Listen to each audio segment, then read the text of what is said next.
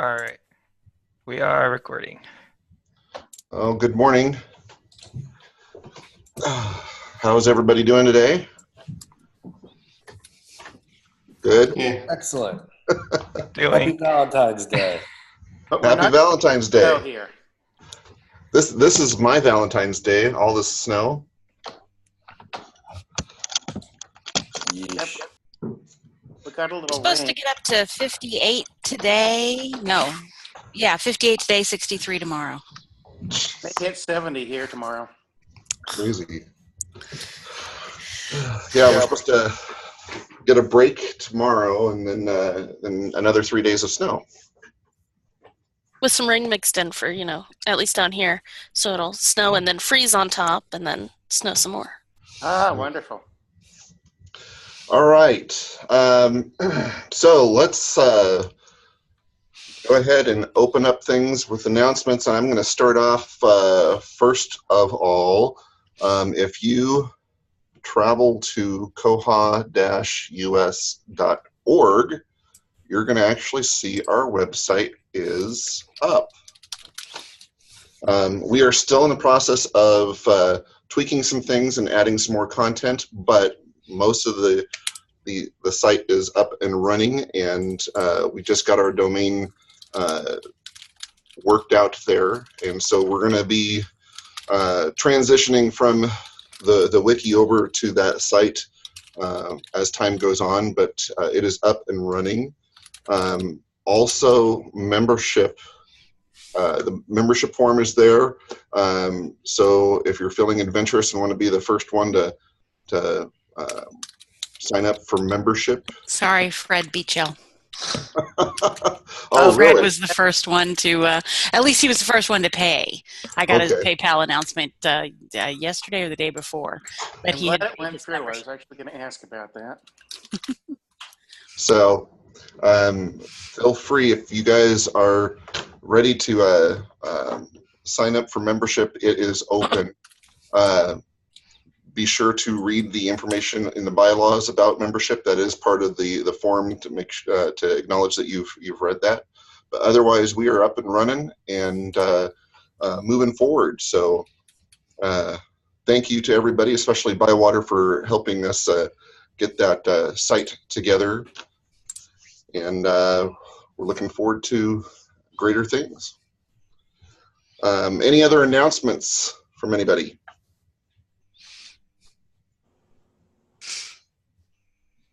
All right, let's go on to open discussions. We're going to have discussions about bugs, issues, and whatnot. I had opened up a discussion last time about SMS. I have no new news regarding that. I've successfully been able to transmit text messages via Verizon and Sprint. Verizon's been the best carrier so far. Sprint, when I tried to send a message, it did truncate the message a bit, so it's very small amount of text that can go through on there. But I have yet to get AT&T to work.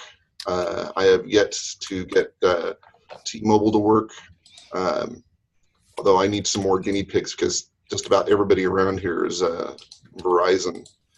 I've got one or two AT&T customers that I can test with, and my testing so far is I can send the exact same message manually through email to the SMS email address, and it goes through just fine. But for some reason, it's not coming from our Koha server.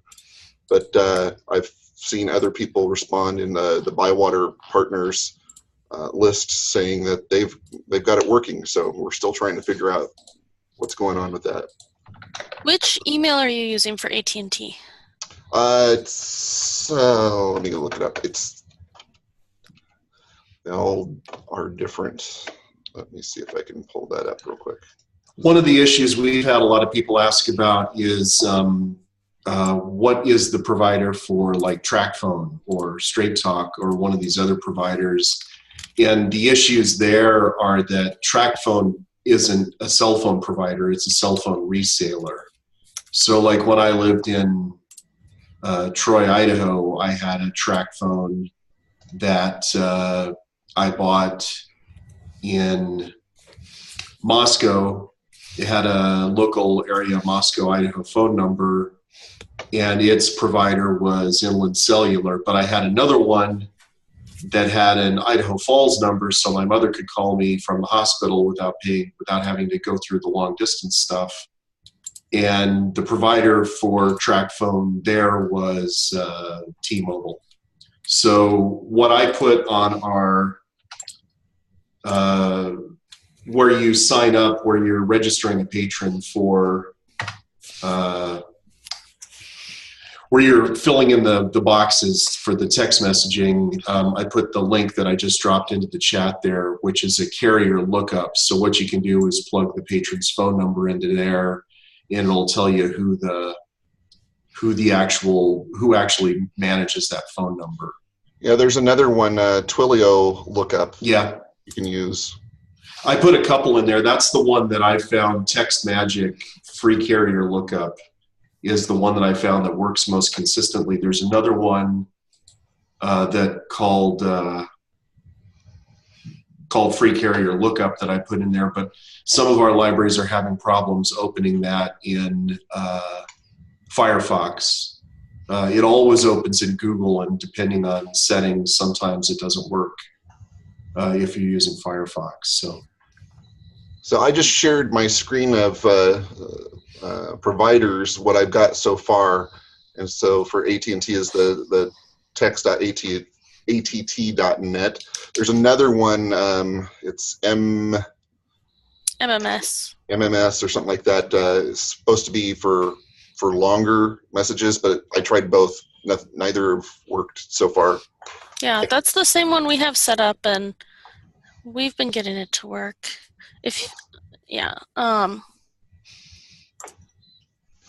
We hadn't seen any problems. I don't know if it's just my particular guinea pig that I'm using that she's having issues with her service or what. But the other thing that I noticed too is that some of these carriers, depending on regions, they have different servers for the SMS text messages. But I mean, this is supposed to be the one that blankets the U.S. for the most part, and I don't know why I can't get it to work yet. So it's still a tricky subject.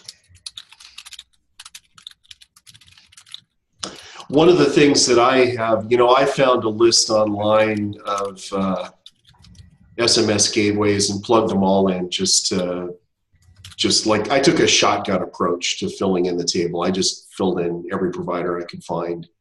And one of the things I've found is if you go to add a provider later, they will not sort alphabetically in the dropdown. And so that actually, I just made a note over here that I should actually open a bug ticket about that, because it is kind of, if you've got like 20 of those and you realize, oh, I left out Cricket, and then also Cricket will be at the bottom of the list when you open up that dropdown. So it's not intuitive for finding things if you don't add them all at once. And I'm not going back in to take out like 19 of them and then re-adding them all in so they sort in the correct order. There should be a way to sort it automatically. Or you could just do it perfectly the first time. Well, I tried. Are you volunteering, Fred? No, because I'm the poster child for not thinking things through the first time. Why do you think I had to set up Koha 5 or 6 times? All right. Any other comments about texting? All right, I'm going to stop the share here.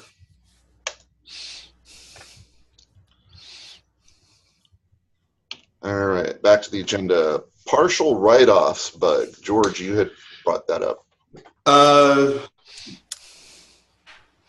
Somebody, I think Bywater was the one that wrote the partial write-offs on behalf of Fargo, on behalf of Band.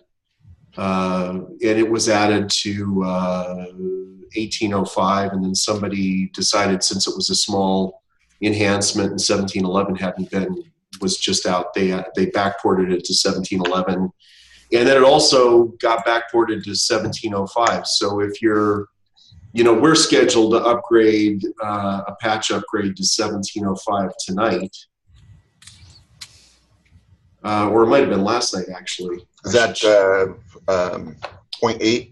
1705.08. So I think that's the version that we're upgrading to tonight.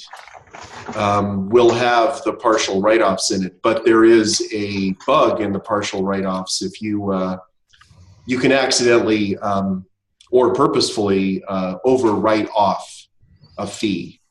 So if you're going to write off a patron fee, you can put in an amount greater than the amount that you're writing off, and then the patron ends up with a credit. And the way that I can see this playing out at our libraries is somebody's got like a 0.50 fine, a 50-cent fine, and they want to be generous and write off half of it. So they go in and they clear the text box and put in a 25, and then they've accidentally the patron now has a 24.50 credit because they forgot the decimal point. George, you haven't written a jQuery yet to block that? No. I'm surprised. You're usually like right on top of those things. I can't really. I went to test it in the sandbox, and so I haven't written any jQuery because I don't have it on my system yet. So maybe it's tonight that we're scheduled for the upgrade to 1705.08. So maybe like at midnight I'll go in and figure out what to do. If all the charges are on the screen, it seems like it's doable for a jQuery to be a stopgap. It's to do a partial write-off, you have to do an individual line. You can't do write-off all. You have to select an individual line and click write-off, and then it gives you the option to enter an amount for the write-off. And the default amount is the amount of the fine. And so if you want to do a partial amount, you just have to change the amount there. And that's where I can see a staff member accidentally entering the wrong number. So the easiest way to do it would just be to hide the text box so that they don't even see that there's an option to write off a partial amount. Which that's easy to do. If it auto-populates that field, then you could grab that number and say, don't accept any values higher than that number. That's a lot more work than just hiding it because Kyle has already written a patch. It's just that the patch won't be in until probably 170509. And he wrote a patch, and the last time I checked on the patch update, which was last Thursday, I think, it had failed QA. So there's a patch that's already in development, and I think it's something that's going to be coming along pretty soon. And as soon as it's available, I'm going to ask if we can have it added to our system. But I think there's a patch going to be out really quick. So, okay. But in the intervening, time between now and the patch, I just wanted to make sure everybody knew that this was, and Bywater is upgrading all of their clients with the patch updates monthly now. So, or at least that's what I was told. At least we are. I don't know about everybody else. Nate just gave us the thumbs up there. So, if you're with Bywater and you're going to be upgraded to 1705.08 sometime this month, you'll have this new feature and its attendant bug soon. Speaking of this patch, the 0.8, included in that is the fix for the checkout notes bug. It's supposed to email a staff member about any notes that are added to items that patrons have checked out. But right now it's emailing the patron. So that patch is supposed to be there, and that's what I had on the list to bring up next. E-cards. Cynthia here? Okay. We will move on. Well, actually, I will bring up e-cards. If it's the same thing, we actually have a library. We're actually doing some tests on what we call e-cards, where patrons can only check out electronic online resources and not physical stuff. We had a library group that had requested this, and so it's something that we are trying out. Has anybody else done something like this in their organization? Yeah, we have computer access cards that so they can use the computers and the digital resources, but can't check any items out. And we've had those for 10 months now, I think. And there's only a few in the system. Not very many people use them. Some of the other libraries in our system, like parents will get them for their kids so they can use the computer after school, but not check out books and lose them. And Yeah, that's pretty much what it's for. Yeah. Yeah, but we also have some patrons who just really only want to use the computer and don't want to. We don't collect quite as much information, store as much information in the system about them, because we had some patrons who were being weird about it. Okay. And so that's part of why we started doing it. And it's worked out pretty well. We haven't had any problems with it. So I've got Cynthia's email in front of me because I was on put it on the agenda. Basically, she's wanting to know if there's a way for patrons to sign up for an e-card by themselves and gain access to the digital collections in their library, but have limited options there. And I did send her some information on the self-registration module, and she said she'd tried that out, and they had mixed results with that. So it might be good if some people that, like Christopher, if you're already working on that, maybe get in touch with her. I can forward this email to you Okay. so that she can talk with somebody Yeah. that has more experience, because we don't have e-cards. Yeah, actually, email it to me and Lisette, since Lisette's already established in that, and we can kind of do a group discussion about it.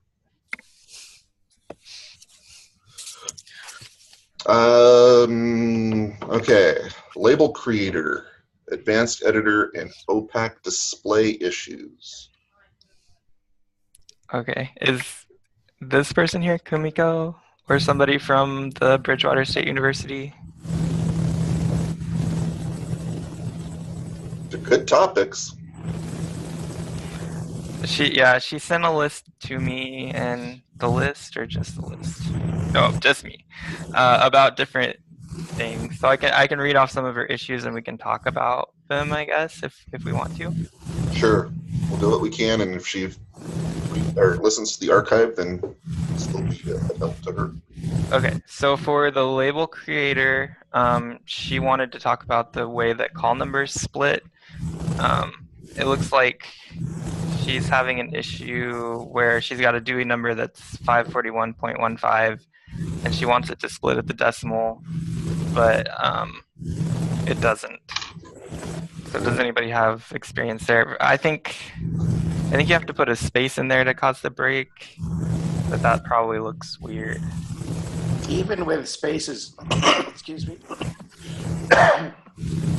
Even with spaces, I found that the labels break at strange places where I really don't want them to. We use NLM, it's a version of Library of Congress, but I wish there was a way you could put in manual line breaks. Though it's a little easier now that I've figured out how to make it a slightly different font that's a little narrower. It's still a problem. I'm having to refresh my memory because I've set up labels a long time ago and haven't touched it since. It's quite the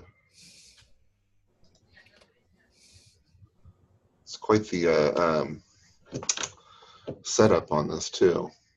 Let's see here.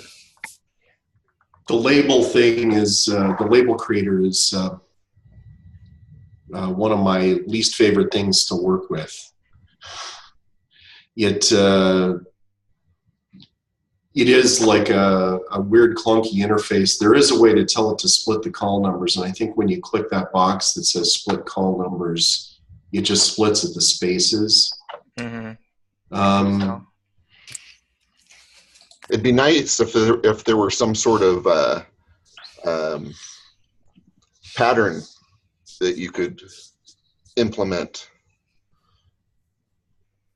but yeah, I could see how that would be challenging, but I can see what it'd be nice if you could define the characters that cause the split, because if you could say split at the spaces and at the period. Dashes and at semicolons and at, you could choose the characters that cause the split.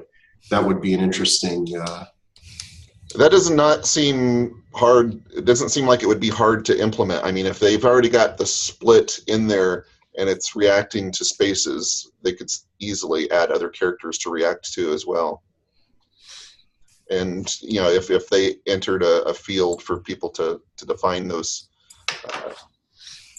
markers. Sounds like a good opportunity for somebody to do a development.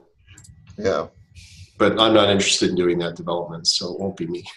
But still, it could be put out there in a bug as a request.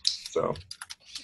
And there's a follow-up on the label creator here. She also said that it would be nice to be able to create a label based on free text, which would obviously solve the issue that we're discussing, and other ways to increase flexibility with the label creator.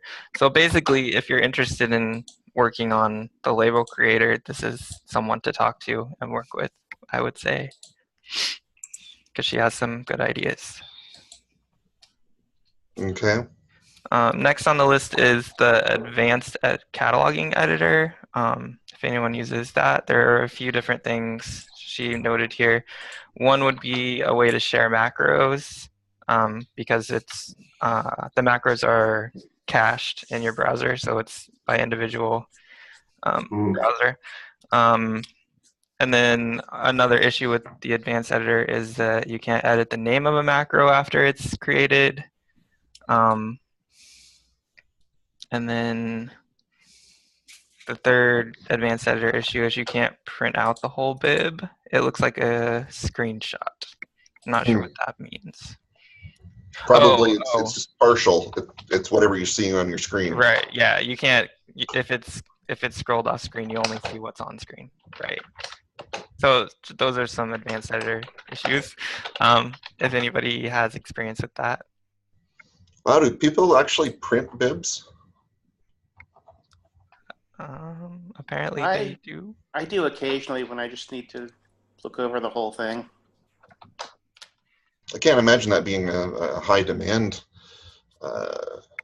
feature, because I can't imagine a lot of people printing the bibs off.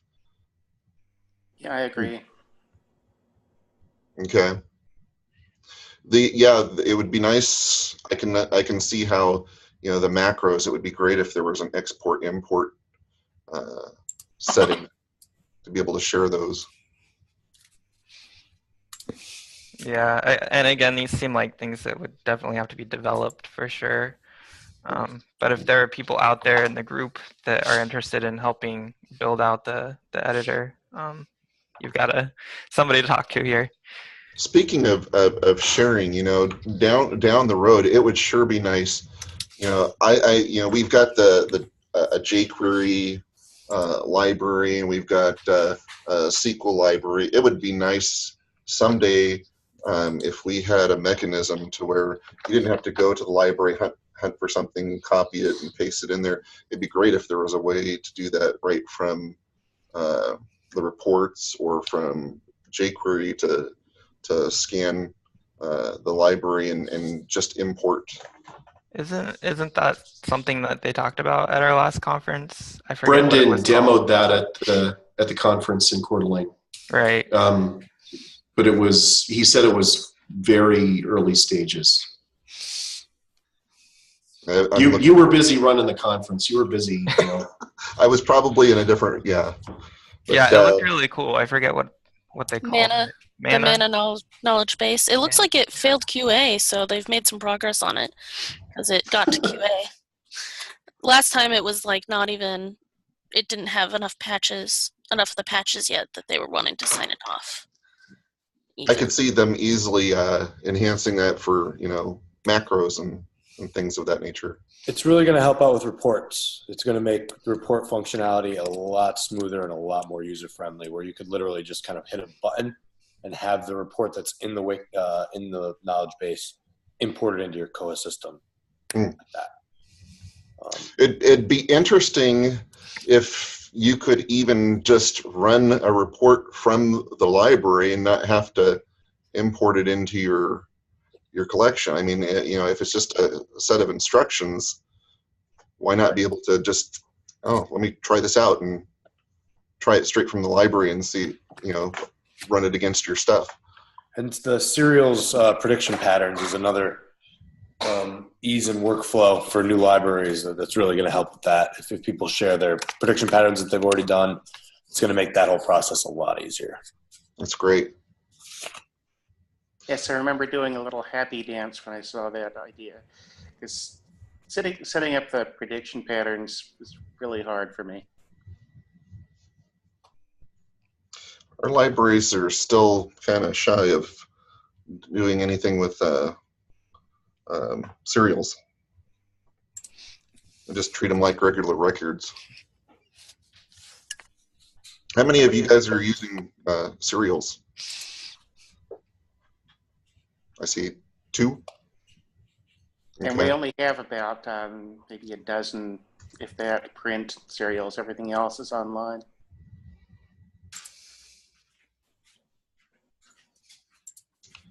And I'm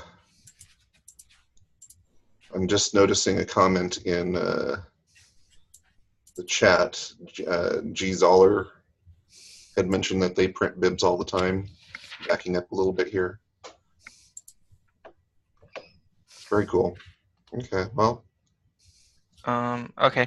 The last issue in this email from Kumiko, I hope I'm saying that right, I'm probably murdering it, is that there are the punctuation in the OPAC on access points is bizarre. So she gives an example: a period after an open date, a double period, and a colon after the series. So I think these are probably like XSLT type things that are not as defined as they should be. I'm not sure. But basically it's not. Koha's putting in punctuation that she doesn't think should be there. Yeah, there's And probably some logic missing. Yeah. And I don't know enough about the XSLTs or whatever. If it's jQuery, I can do it. I can do XSLT if I have enough time, but you just have to go through each line and figure out, okay, what tag is displaying? Okay, so what punctuation is displaying within that tag batch? Right. And if it's something that's like in the default style sheet that isn't right, I think that could probably be a bug, right? I can paste the example she gave here. I'm a little confused by it. Something like that. You know, question is, you know, if it is it a bug or is it just, you know, a personal preference type thing. Is it a bug or a badly configured system? That's Right. the question. Yeah. Yeah. But I'm sure that that's something that support could look at for her and tweak. Okay. That was the end of that message. Okay. I wanted to bring up something that isn't on the discussion list. Video series. We're having a discussion through our consortium coming up regarding video series. Currently, our consortium checks out videos for 7 days. The topic that's coming up is video series, and that's kind of a loosely defined thing as well, because the question is a video series compiled of just the discs that are in a single case? Is a video series a season or group of videos that are all related? But the question is, if you've got let's say you have a season of Stargate or whatever, and there's 5 discs in there. Is the loan period long enough for that?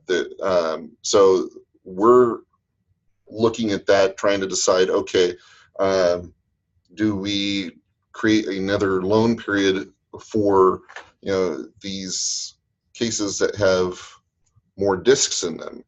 And then are we going to face down the road, well, I rented these 5 separate, or I checked out these 5 separate discs that are all related, but they're separate checkouts.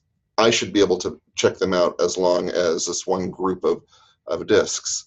So we're asking questions like that, whether or not what direction do we want to go with this? How do we want to handle all of this?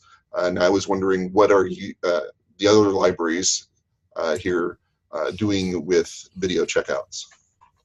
Chris, we did that. We split 7-day and 21-day, and the series went to 21 days, and we did a heavy weeding, and then we just switched over to the different checkout and put stickers on everything. It went pretty good. Okay. We did a similar thing. We put most of our series, like one season, together. I think there's still a couple stragglers at some of the branches that have multiple discs on with different barcodes. And then anything that's more than 600 minutes or more is a 2-week checkout instead of a 1-week checkout. And it's worked pretty well for us so far. Okay. We currently have 4 different item types for movies, and it's they're all different, and it's a pain. I could tell you were a little hesitant to say your thoughts on it.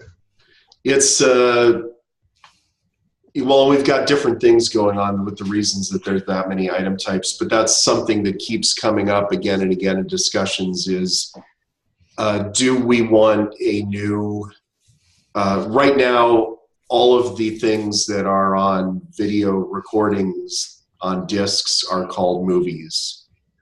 And so there isn't a separate item type for TV series versus feature films.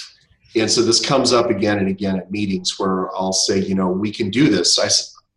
My attitude is always, I don't care what you guys want to do. Just tell me what you want to do and I'll do it.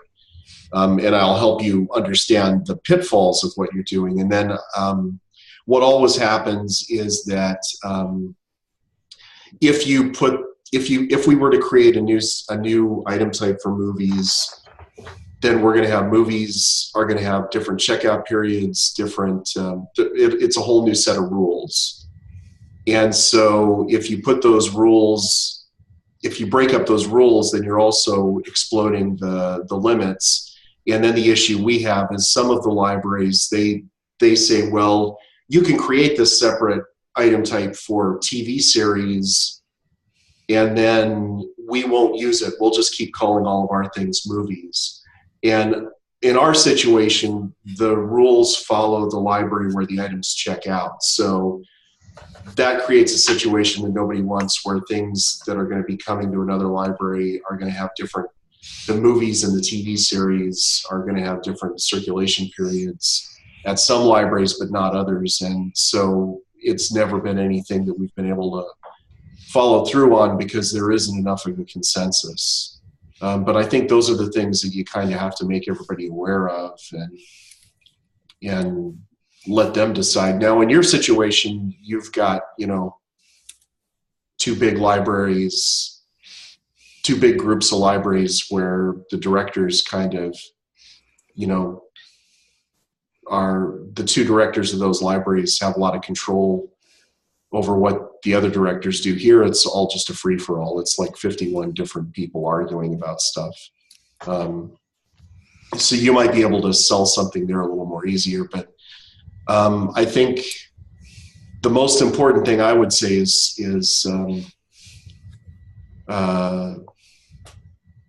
you know, finding something that's going to make the smallest library happy and the biggest library happy is just going to be really hard, and it's going to require a lot of discussion with those different elements. So, and I just want to point out there's some discussion going on in the chat room, a couple people who don't have microphones. So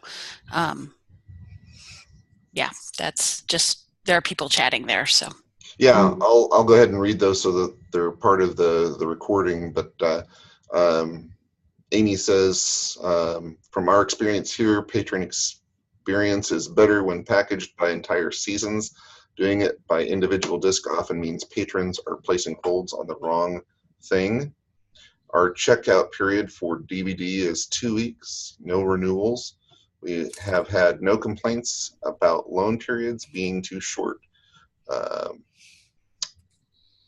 And she also mentioned that she prints bibs. And going back to the bibs for just a second, G. Zoller said, from a librarian's perspective, it isn't a bug as the punctuation prescribed by Mark and is often wrong in the koha display. Thank you for your input on those.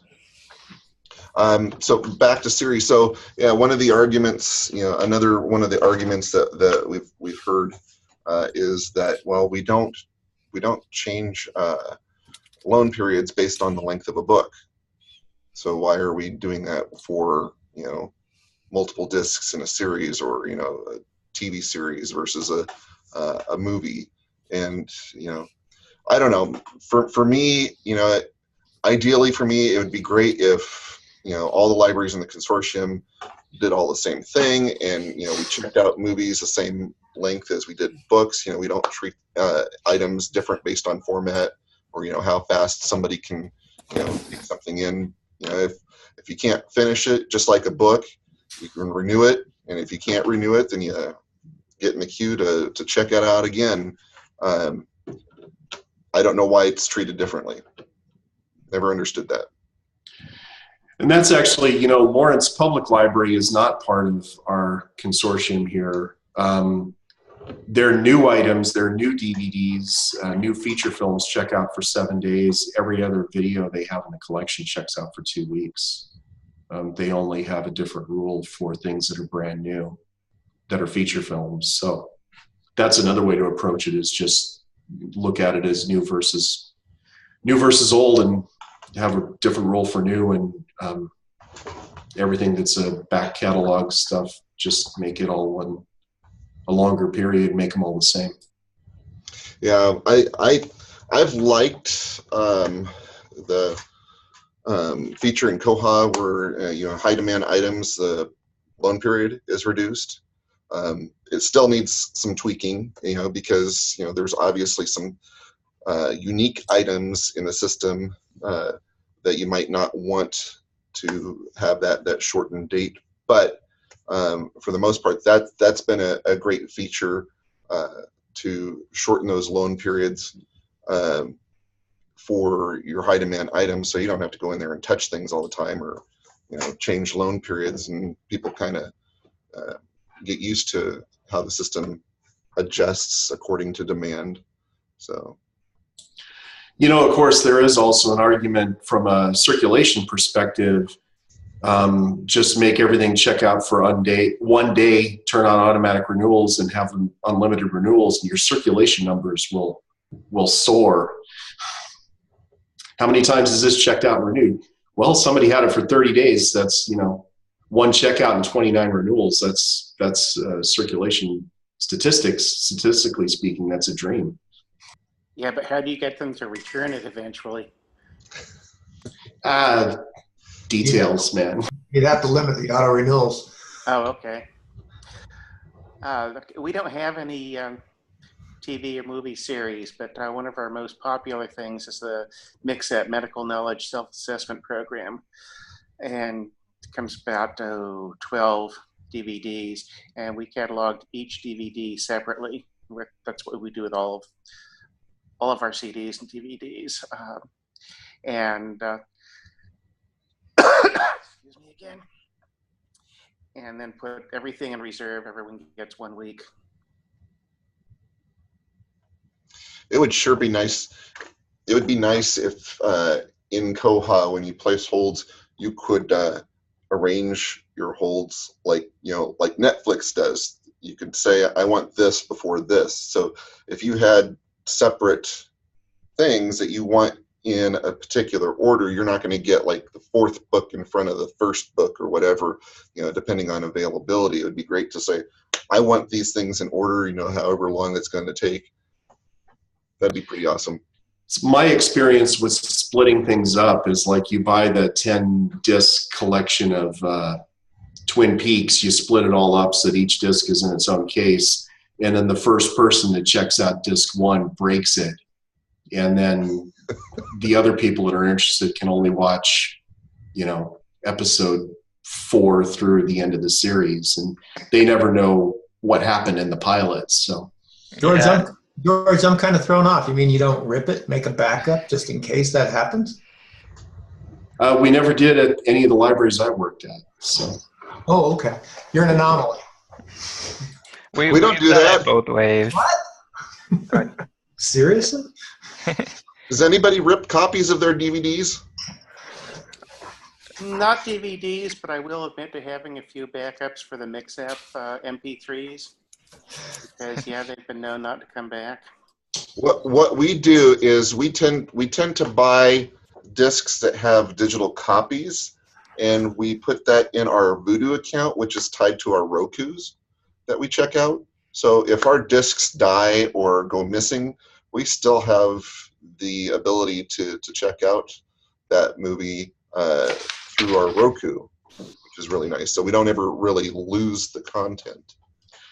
I was up in Highland, Kansas on a non-Koha related issue at the Highland Community College, and the director there, they have an interim director up there right now, or at least they did when I was up there. They have a huge amount of floor space devoted to DVDs, and they are not getting used at all because the students that go to the community college don't own DVD players.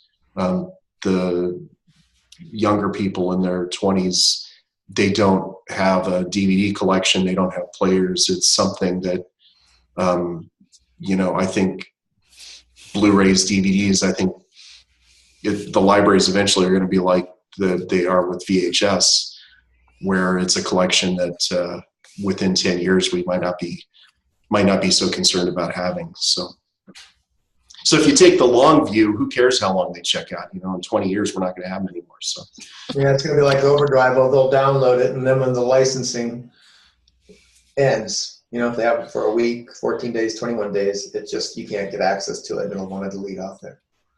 I agree. I'm surprised that we still haven't gotten into that yet.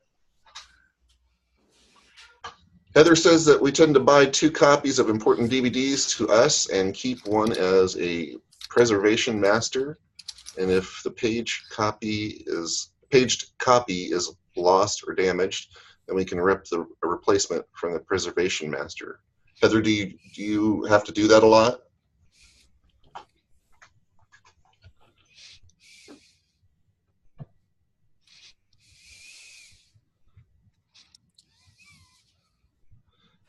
Not terribly often, actually. All right. Well, that's good. We end up missing movies all the time. We could never do something like that. We just wouldn't have the staff to keep up with that. And surprisingly, we have a large collection. Y'all have educational pricing too, right, Chris? Yeah.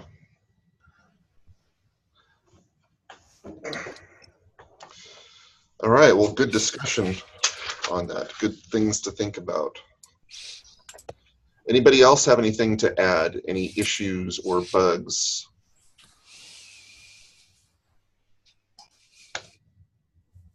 All right. Let's see here. Committee reports. Let's move on to that. We've got about 15 minutes left in the meeting here. Fundraising committee. George, you're muted. The door. I can hear it. We had a meeting 2 weeks ago, and we have a letter that Chris Rohde wrote as a congratulations, you just became a member acknowledgement that can serve as a receipt for new members. And there were a couple of changes we were going to make to that in time for the next meeting. And I don't remember who, I think Vicky was working on redrafting that. I did put all of the, we also did a letter for, you've made a donation, thanks, here's a legal receipt you can use for your taxes. And we did a letter for, please give us some money. And I put them all on the letterhead that Jason came up with when we needed that TechSoup letter. And then we realized that the logo was incorrect. We were using one of the older versions of the logo. So I'm going to re-logo those, and we'll get them finalized at our next meeting and have them to show to the board at the next board meeting. We did spend most of our time talking about Koha-thon and trying to get that organized. We had originally settled on a date of April 23rd. Todd has told me that that's not going to be a good date for the Bywater people that he was hoping to have speak at that, but we are trying to organize things to go ahead with an online conference that we're going to call Koha-thon, probably sometime in May then, if we can't do it on April 23rd. And Todd can, I see him there. I don't remember what the reason was for that. Something else scheduled or going on. It was, we've got Jesse C's going to be out on maternity leave, and then Kelly and our other educators will be traveling, so they won't be back until the end of that week. So we'll discuss a different time for that, and but we're trying to get things organized. There is a Facebook video feed that we're looking into, so we can have more than just this Zoom room and a couple of other Zoom rooms cobbled together for this. We can look at some other video options to get enough places to have a 12-hour online conference. And Lizette's going to write up a script, like an NPR script that, now that you're enjoying the lovely programming on Koha-thon, now's your time to commit to supporting Koha by joining. Here's where you can join. Here's where you can donate. And she's going to make it sound just like Julian Coldsnow on Northwest Public Radio or something like that. But that's the idea. Is it would be an online conference that would start at 9 a.m. on the East Coast and end at 9 a.m. on the West Coast, and 12 hours of content with. And Todd's gonna, instead of doing a call for proposals, which will take a lot of time, Todd is gonna ask some people, and I can do some stuff. We probably have enough people in this group that we can tap them to do like a 45-minute presentation, followed by begging for money for 5 to 10 minutes and answering questions. So that's the plan for that. And we did, the other thing that the fundraising committee did is we did take advantage of a TechSoup opportunity. We now have a subscription to GrantStation, so we can. This can work out in two ways. Is we can use it to try to identify places where we can get grants from, but we can also, if there are any members of koha-US that want to use GrantStation to try to find grants for their own libraries, we can use it that way too. So you got a slamming deal for that too. yes, it was a huge discount. There was a 3-day sale on GrantStation, and so we struck when the opportunity was hot. Awesome. Okay. Todd, do you have anything to add?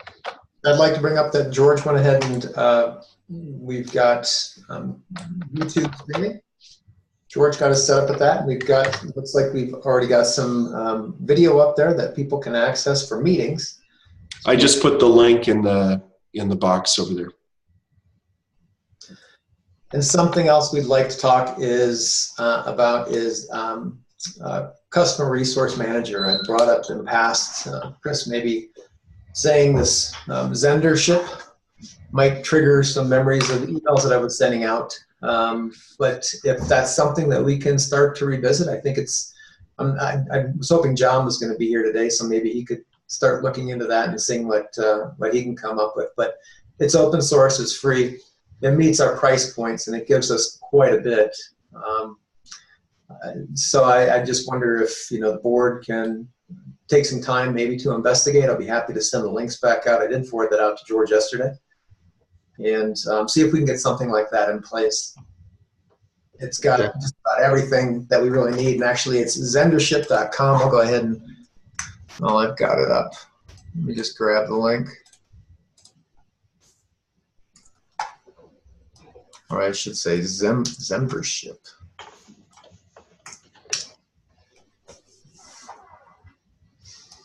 All right. So something maybe we can start investigating. I'm not sure what we decided on. As I think that the koha-US site is currently with you, right, Chris? Yes. Okay. And so this would need a server to live on and to run from. And we did actually try to do this at Nichols. Yeah. And it requires some PHP stuff that our stupid virtual hosting company wouldn't let us do. So you'd want to have a server that you have a little bit more control over than we did, because I was going to put up a test run of it and we just couldn't. Okay. We'll I've got a few things if you have a second. go for it. So we just got back from ALA Midwinter. It was a very successful conference. No librarians went, but it was a lot of vendors.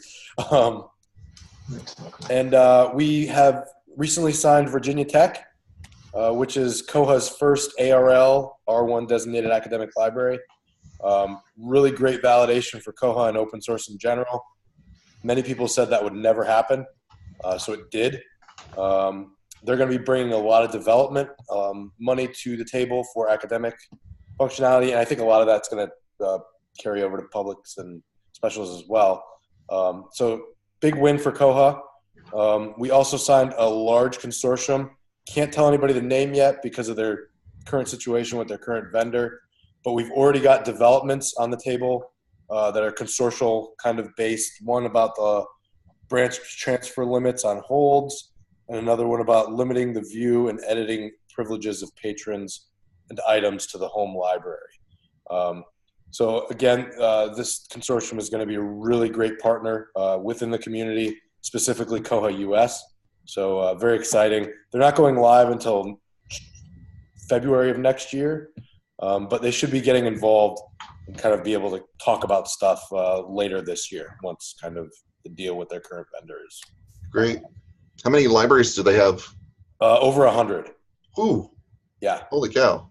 It's a big one. So very cool. I'm confident that Koha is going to be able to handle that load. Definitely. Okay. Can I ask, do you know how many users they have? I don't have that info. Okay. Wow. Well, that'll be exciting. Yeah, it's good stuff. And I guess they've already kind of tested Koha. So I know for a fact that it will work with them. Awesome. Also, there was a lot of talk about the Folio project, whereas it doesn't directly kind of influence Koha in any way. It's more open source kind of marketing, acceptance, promotion, which is really great. We will be supporting Folio next year, assuming that it all comes to fruition.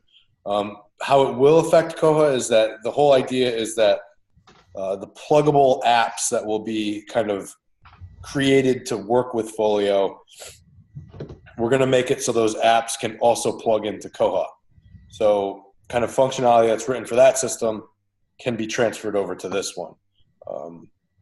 That's the idea, at least. So exciting times all around for open source. Great. Fantastic. Thank you. And for those of you who don't know, like Folio is kind of created to be a direct competitor to Alma. So like the really, really, really big academics like Yale, Columbia, Harvard, those guys is who that's going to be really targeted towards. But any functionality that we can kind of scrape off of that and use would be a boon. Absolutely. All right. Thank you. Let's see here. George, are we done with fundraising? I think so. And the note I sent you, Christopher, was private, so don't read that to everybody. Yeah, I see that. I can see it right here. Just kidding. Yeah, I know you're just kidding. All right. Finance Committee. John is not here, so we will table that. Conference Committee, we have not had anything going forward with that yet because we are still planning to work with Brendan on the KohaCon conference this year. So we are just kind of in a holding pattern at the moment until we hear from the that side of things. So, Chris, I do have a little discussion. Maybe we can talk after the meeting or at sometime this week. Okay. KohaCon. Okay. And just a quick note about the Finance Committee information. I don't have any bank information or anything for you because we have finally managed to move stuff. I cleared out the Sunflower Bank and sent John a cashier's check, and so that is done. And then Friday, I think John and I are meeting to move the PayPal stuff because I'm still getting the emails every time somebody donates or does their membership or whatever, and the Amazon Smile stuff over to John so that you're no longer relying on me to forward stuff. I knew something looked different about you, Robin. Your shoulders are up a little higher. There's that new car in the driveway. Look at the smile. No, I just got a notification yesterday, a letter from some bank saying that I'm qualified for $41,000 credit line for koha-US. That's a new car. Wow. Okay. It's in the pile to be shredded. probably tied to a HELOC, so be careful. All right. Nothing left on the agenda. Anybody else have anything before we close up shop here for the month? Actually, Chris Davis is here, isn't he? Well, the top of his head is. There we go. Yeah. So the YouTube channel, we're putting up the videos from past meetings, and I think you have some of those on some YouTube service you have. So if you can let Jason and I know how to find those, we can put them on the new place so that they're all in one central location. It just occurred to me that we should talk about that. So okay, are the links not working? We were hoping to put them all in one place so that I don't know where they are anymore. So do you want me to give you the original Zoom files, or? Yeah, that'll work. If you can send us the raw files, we can re-upload them under koha-US. YouTube doesn't let us copy videos anymore. They took away that functionality, so we need the raw files to get it re-centralized. And you can send those to George or me. Okay. And George and Jason, if there is a file that we have, do we just need to forward it to you two, either one of you, so you can upload it, or how would you like us to handle that ongoing? If there's something that we have to offer. Yeah. That works for now, at least, until we both get, flooded. Yeah, I don't anticipate tons and tons of videos flooding in, but we may have to revisit the procedure later. But that's fine. You can email it to us or Dropbox it or whatever. If somebody has something with value. Yeah. All right. Got one more thing I'd like to sort of throw into the pot for consideration.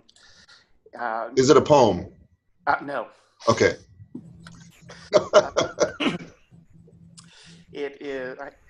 Last week, I was doing a presentation on your library introduction for a bunch of physical therapists. I read them the poem about left ventricular assist devices, but they loved it. Anyway, this is what I brought up yesterday, and I agree with you. It's beyond the scope of koha-US, but I would like to see some way to encourage small libraries, really small libraries, to adopt koha. I got approached by someone who saw my presentation, an internet librarian, runs a hospital library, and they've always been reluctant to use open source because they don't get a lot of support from their IT department. I'm telling you, yeah, it's not as difficult as it looks. And I agree with Christopher, it's not really the scope of koha-US to actually go in and set up for them, but some way to encourage libraries whose IT budgets are in the hundreds of dollars to adopt koha, because you can really save a lot. We were saving $10,000 a year over our previous system. But so I've tried multiple times to contact state librarians directly, especially up here in New England, where there are, sometimes some states have 30 to 40% of their libraries are non-automated. And I've presented them with really cheap. I mean, we wouldn't even be making anything on it. It would basically be a pass-through. Where, when you break it down, it's like $200 or $300 a year per library for these tiny, tiny little libraries that are not automated. And I haven't gotten any traction. It's like there's no motivation from the states that I've talked to for the library, because the key is, we would need a lot of them. It can't be a one-off. There has to be 20 libraries or 30, 40 libraries coming over at once. I've tried, and it's really not a priority for a lot of these states to really push that, unfortunately. So if anyone here has any kind of suggestions on how to kind of better present that, or, I don't think it's a money thing, because, it's as low as we can go.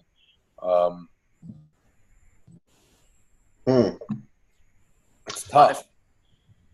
The problem that you run into with the small libraries, you've got like one, maybe two people running the whole show there, and the time that they have to devote to a conversion is really, really difficult on somebody like that. Unless they have somebody come in to deal with that solely, it's a really tough sell for them. We even had like Vocal up in Vermont, offer to kind of facilitate the transition, and still nothing. have you gone after special libraries, medical libraries, law libraries? That I haven't reached out, because again, we need that kind of critical mass, and right. It's easier to kind of find a chunk of public libraries that aren't automated because they're like, in the middle of nowhere, than to go through. I don't know if there's any association of small medical libraries that, has that information readily available. But Well, there's the Medical Library Association. makes sense. It's not really a small association, but No. Yeah, I've never thought of going after the medical library, so maybe I'll look into that. The thing with the small libraries, I think the direction to look at is, for small libraries, a good sell is to say, hey, let's do a consortium and you guys can pool your resources. If you can pool your resources, you might be able to get somebody that can go through everybody's collections and help add them together. But it's going to be a bigger sell when you can say, okay, well, we have a system where you can see everybody's stuff, and for a small fee you can set up a courier or whatever. You can figure something out between these libraries and share your resources, so you have a much bigger resource of materials for your patrons at a reasonable cost. And automating is being a part of that is going to be a bigger sell than just saying, hey, why don't you just put your stuff on a computer? So that might be an aspect to look at. I think the issue that you're probably facing, Nate, it has to do with two levels of inertia. There's probably a level of inertia when you're talking about people working at the state library. I think you're talking about people that are, if they're anything like the people that work at state libraries that I've met in the past, they're already overworked. And so the idea of, we're going to go out, let's go promote this new thing that we're not already doing. I think that's, on the one hand, if you can get somebody at a state level that can buy into that and is willing to run with that, then you've probably got something that will work there. But when you get to that person that says, well, I'm not so sure I want to do this, then the word is never going to get down to those people at the individual libraries. So I think, the way to approach really small libraries is to kind of make sure that there's an approach from both sides, that, the small libraries know that there's an option there, and that the state people know that there's an option there, and to get them, to get the people that are using the resources of the state library to communicate what they want better. But then, at the same time, I can totally see people at small libraries. I've been to plenty of them where they don't want to do anything new, or they don't want to do anything different. They're already overworked. They're running a really small library for a really small amount of money, and they're not full-time. The director isn't a full-time employee, and things like that, where they're just, there's a level of inertia, I think, for both ends that kind of makes it hard to break into those small libraries.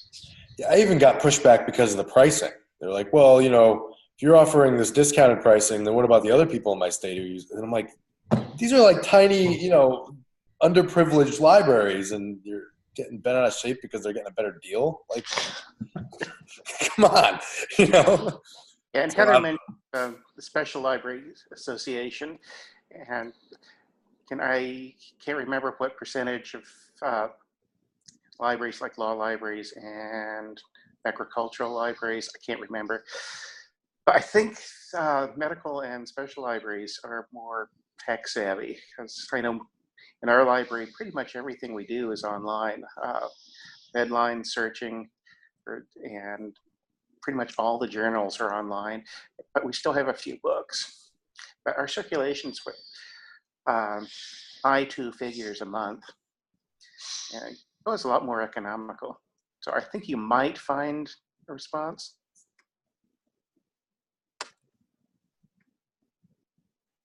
All right. Good discussion. And Nate, we can, always bring those things to the table here. We love brainstorming with you on that and seeing what we can figure out. Cool. Awesome. Happy Valentine's Day, everybody. Yeah. Yeah. All right. So we're going to end it there. I want to thank everybody for coming in today. Again, visit our website, which is now up, koha-US.org. The .NET is still the wiki. So please check out the website. Let us know what you think, and keep an eye on it. We're going to be adding things, and sign up for membership. All right. Jason will be able to push this video from this meeting to the new YouTube channel. So while you're there, for Valentine's Day, you can, sit down with your loved one and watch like a 4-hour binge of previous koha-US meetings, and maybe throw in a couple of presentations from the conference last year too. So. That's not romantic. I don't know. Love your koha. It'll get my hackles up. That's for sure. All right, and with that, we're going to say goodbye, everybody. Bye-bye. Have a good day. Oh, next meeting. Jason, sorry. Oh yeah, sorry. Next meetings. Our next board meeting is March 7th at 10:30, and as always, everyone's welcome to attend those. We work on the details there. And then our next general meeting will be March 14th, which is Pi Day, at 10:30 Central Time. Nice. Bring pie. Yeah. All right. Bye, everyone. Signing off. Yeah.